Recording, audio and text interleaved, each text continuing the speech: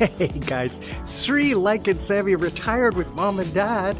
Welcome to today's vlog. It is 8 o'clock in the morning on a Monday morning, 1 week away from Christmas. Looking forward to the holiday. My birthday, 56 years. I can't believe it.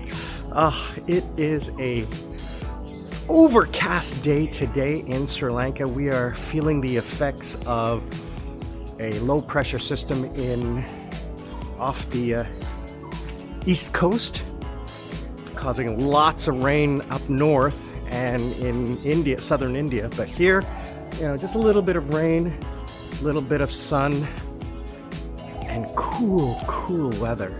Very nice. My brother comes in like 3 or 4 days, so hopefully the weather will improve for his arrival so that we can go to the beach and enjoy some time. Today we are going to talk about why should you join me in retiring in Southeast Asia? Why should you leave the West?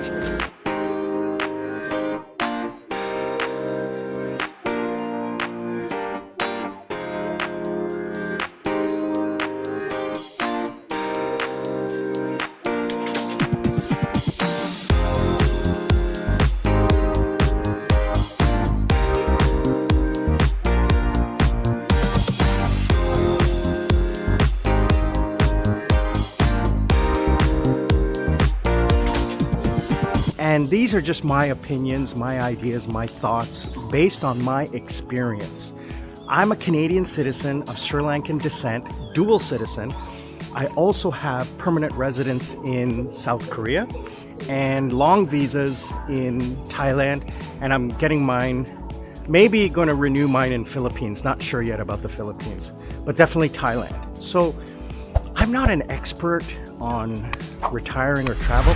I just want to share with you my experiences so that you can understand what it is to be doing what I'm doing. And then if you're interested in doing it, you can research yourself. Click the link down below. I truly appreciate you guys liking, subscribing, and hitting that bell icon. But I really want to ask you a huge favor. If you could please just comment. Put it, for my loyal subscribers, please put a comment. That really helps the channel get out to everyone else who is like you, who enjoys this content. If you're new and you like what you're seeing, subscribe. Tell me what you think of what I'm doing, okay? I truly appreciate it. You want to sponsor? Click the link, buy me a coconut, watch a commercial. I'm monetized. Watching a commercial helps support the channel. And if you truly like what I'm doing and you want to spend some time with me asking questions and reviewing what it is that you're doing and having me audit your life, click the link and buy me a coconut membership. You can book an hour of my time, 2 hours of my time, and we can have an audit. I've had several people who were really happy, and I'm glad to do it. So why should you leave the West? Maybe I'll turn it around to you guys. Why should you stay in the West? Let's focus on that. Why do people stay in the West? Well, the number one reason is commitments, obligations, right? Family, money, security. And I'm not going to fault you for family, okay? If you have family, that's perfect, okay? That's your support. That's your responsibilities, your obligation, right? You can't ignore that fact, all right? So that's number one. Number two, obligations like money. If you have debt, you got to take care of that. You can't renege on your debt. There's a moral obligation there to pay back that debt. So you got to work to pay off that debt. Now, the final thing is where I'm going to challenge you, is uncertainty. You're uncertain. And let me tell you something. That is the biggest crutch you can have. Again, this is just my personal opinion, okay? I'm not faulting you. What I'm saying, though, is if you say, well, I just don't know. Every risk I have taken has always worked out for me. I have lived in I have made 2 life-changing moves in my life. I've lived in 10 countries in my life. 2 of them were life-changing. Leaving Canada, leaving everything I knew, and moving to South Korea, which ended up being permanent. Hello, birds. How are you? Oh, sorry. You're so cute. Moving to South Korea, and I ended up there for 15 years. I made the most amazing life. I can't believe I didn't do it earlier. I can't believe I didn't do it earlier. The second thing is leaving South Korea to come to Sri Lanka. Life-changing. Now, the moving to South Korea was a challenge because I knew nothing. I knew no one. I didn't know the language, the culture, nothing. I didn't have the visas. Okay, so that was a huge, huge risk. Coming to Sri Lanka was not that big of a risk because, I mean, I have family here. I have a house. I'm citizen. I have citizenship. So, you know, that was a little bit less of a risk. But still, you know, a life-changing event. So when you say, you know, I don't know about moving to another country. Well, here's the thing. You can always go back home. Take baby steps. You know, go on. Well, if you've never been, go on a vacation. That will give you a taste of what it's like to be there.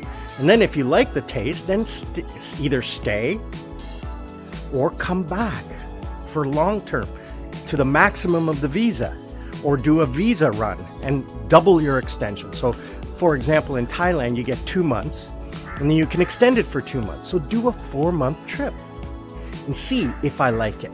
Then explore the visa options, right? Figure out what it is that you want. And then, sorry, let me take a step back.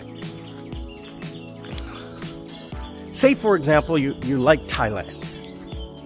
Well, now you have to figure out, where do I want to stay? Well, you have to travel around the country.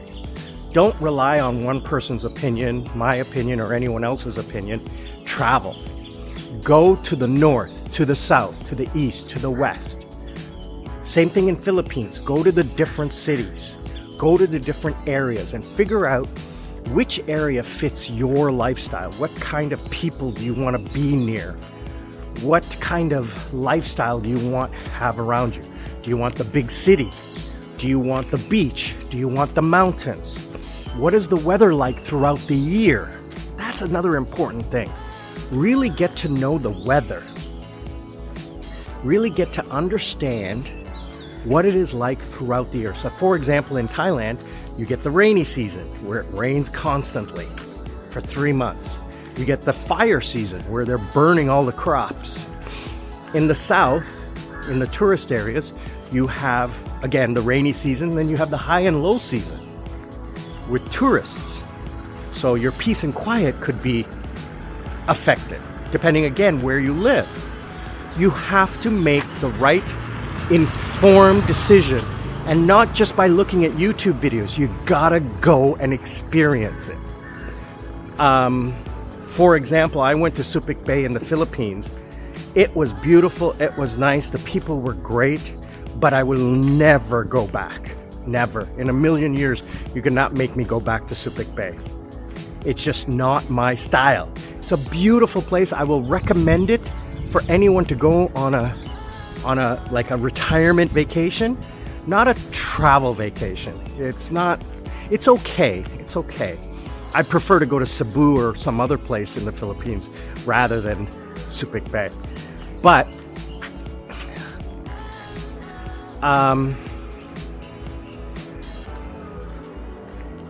Yeah, so I would tend to explore the Philippines. Cebu, Palawan, Bohol, Damugay, different places that will fit my lifestyle a little bit better. For example, beach town with a much nicer beach. Subic Bay was a beach town. I lived really cheap, 300 meters from the beach. It was beautiful. I loved it. But it was the people who lived there, the retirees, that I didn't quite like it.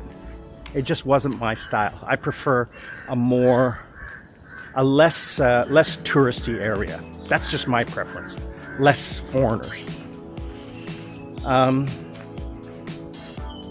Other questions I get, other comments I get is, how do I take my family? What kind of health care, etc., etc. So let's hit one nail on the head. I will suggest 110% you should take your family. If you have kids, absolutely go traveling with them. Homeschool them, get them the education that they need. Take them on an adventure that they will never ever forget, that they will cherish for the rest of their lives, that will expand their mind, that will give them a fresh outlook on life and the world, not just their little corner of the world. One of the greatest things that I did as a teenager was travel the world. I was 16 years old and I traveled to Portugal, and I spent a summer there, and it opened my eyes, and I developed a taste for travel. That was one of the first trips. Well, that was the first trip I ever took as a young man by myself, without my family. It was wonderful. It was wonderful. Prior to that, we did the family thing, Florida. We did the family thing, went to the Caribbean. I remember going to Venezuela, Cuba, things like that. But as traveling on my own for a whole summer in Portugal at 16, meeting Europeans, having summer crushes, it was great. It was the best trip I've ever taken in my life. I still remember, I'm still friends with a few of the people that I met back then. And that's the thing, forging those relationships, those friendships, just open your mind. Now, let's take a step back to why should you leave the West? And I think the biggest thing is money. The West is just ridiculous with the cost of living. I can't believe that people survive.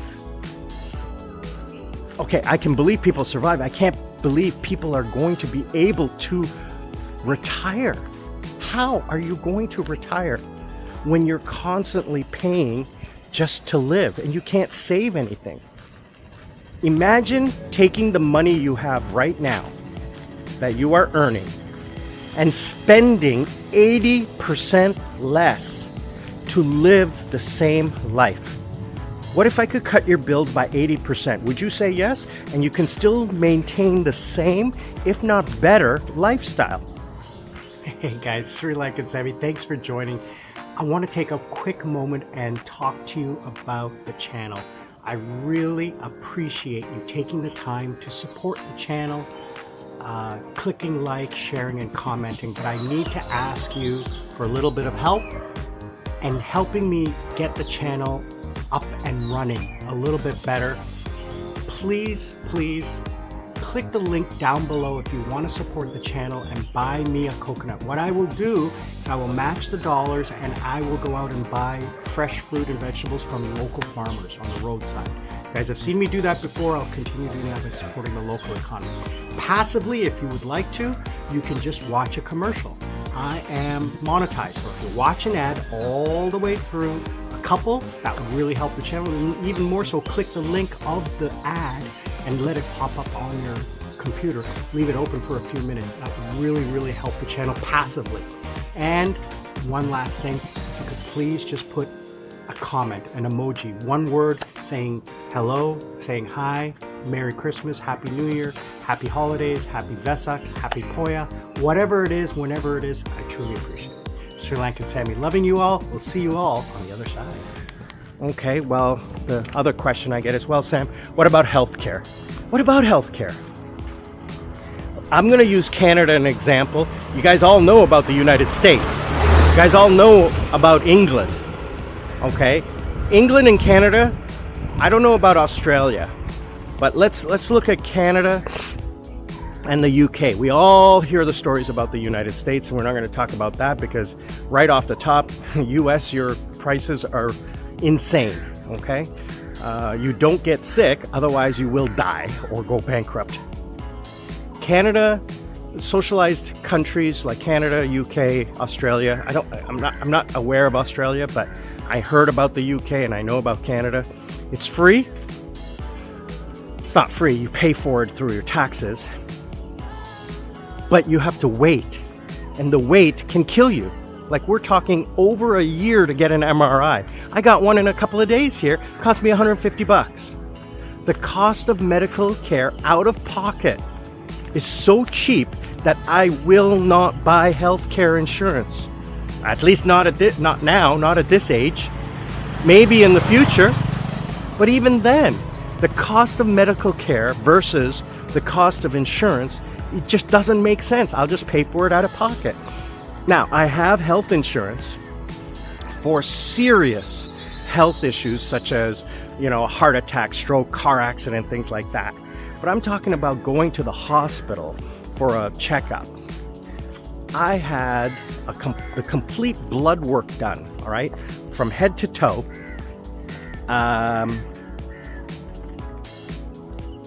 Cost me not even $100, right? And I'm not just talking about simple blood work. I'm talking the complete thing from A to Z. Like, they were looking at, like, why do you want this? I said, I want it. And they said, did a doctor? No, this is just me. And they were like curious. And I had to explain that I keep track of my blood every 4 months. It cost me $100. Healthcare that would have covered only 80% of that fee, so I still had to pay $20, costs over $150 a month. So I do it every 4 months. Well, that's $30 a month. If you can give me health care for under $50 a month, then I'll buy it. But it's a wash. I'm still paying into it. And if I don't use it, it's money thrown away. So I figure I will just pay out of pocket. So healthcare, if you maintain your health, and this is the other thing people say is, oh, well, this is the healthcare industry putting that into your head, okay? If you can afford a dinner out, if you can afford going on vacation, you can afford out-of-pocket healthcare. And how do you avoid out-of-pocket healthcare? Well, you don't buy insurance, because that's just throwing money out the window, in my personal opinion. What you do is you take care of your health. You monitor your health, okay? You take the blood tests every 4 months. You eat healthy. You don't drink. You don't smoke. You exercise. Take care of your health, and you're not going to have problems. Who knows if you're going to fall down and break your hip, okay? But why should you pay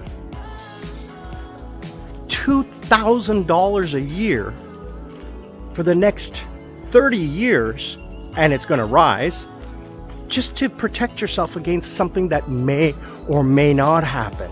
You put aside an emergency $10,000 savings account that generates you income that you can pay for an emergency like that. Why pay in advance for something that may or may not happen, that you're not going to recoup any profits from that? Think about it. You're paying so much money in insurance just in case. But that money's not making you any money. Take that money, put it into a term deposit, okay? And then if you need to use it, it's there, but it's making you money. Isn't that more logical? Comment, let me know what you think. Is it not more logical for your money to make you money rather than giving it to someone and hoping that they will cover your medical expenses? Just in case. That to me is insane. I hate paying taxes. I want to keep my money, let it make me money, and then I'll pay my taxes at the end of the year. Why should I give the government my money and then they give it back to me 18 months later? Everyone else gets excited. Oh, I got a big tax return. No, you didn't. You just got money back that the government used for 18 months, interest free. You lost money on the deal. I don't, people have been, I'm not blaming you guys, but we have been conditioned as a society to think a certain way and not to think another way. But there is another way. Set yourself up as a home business. Get yourself in a niche market in your home country with your home bank account, okay? And then use that income to support your life in a country like Sri Lanka, like Thailand, like Philippines, all right? Even if you want modern country and first world, South Korea.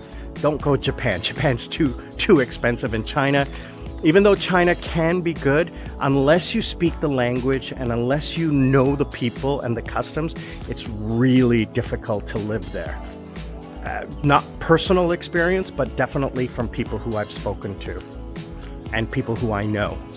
I mean, I'm born there, but I'm not, that was when I was a child. And that was a different time. That was the 1960s. Anyway, I covered off money. I covered off family. I covered off taking that first step. I have one subscriber who I did a life audit on, and he commented, he says, taking that first step was the hardest, but once he did it, he never looked back. He said he knew after 3 days of landing in Philippines, or is he in Philippines? Yes, he's in Philippines. He said 3 days after landing in Philippines, he knew he made the right decision. I didn't burn all my bridges. I made the decision to leave, and then I cut everything because I kind of knew I wasn't coming back. But you still have your citizenship. You still can come back. But don't leave things behind that anchor you. That anchor is what will prevent you from moving forward. I cut off everything in Canada.